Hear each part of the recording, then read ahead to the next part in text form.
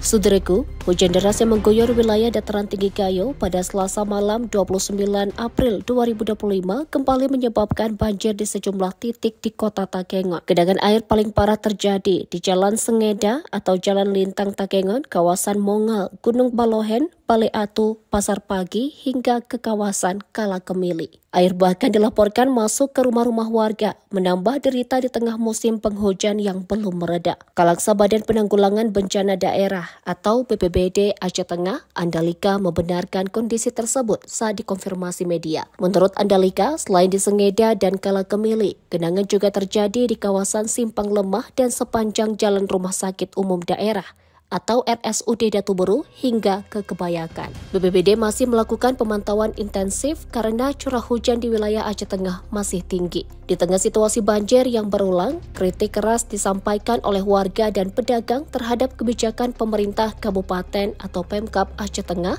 yang dinilai lebih sibuk mengurusi kanopi toko dibanding mengatasi persoalan banjir. Sebelumnya, Aliansi Pedagang Jalan Sengeda turut menyuarakan kekecewaannya. Ketua Aliansi Iman menilai tindakan pembongkaran kanopi oleh Satpol PP tanpa sosialisasi telah merugikan pedagang. Bahkan beberapa toko mereka dicat dan ditandai secara tiba-tiba 5 hari sebelum Idul Fitri. Iman juga menilai bahwa masalah paling mendesak di Jalan Lintang saat ini bukan kanopi, melainkan persoalan banjir. Saat musim hujan masuknya air ke toko yang merugikan mereka. Para pedagang meminta Pemkab meninjau kembali kebijakan tersebut dan fokus menangani persoalan banjir yang semakin mengganggu aktivitas ekonomi warga kota. Dari Aceh Tengah, Romadani, Tribun Gayo.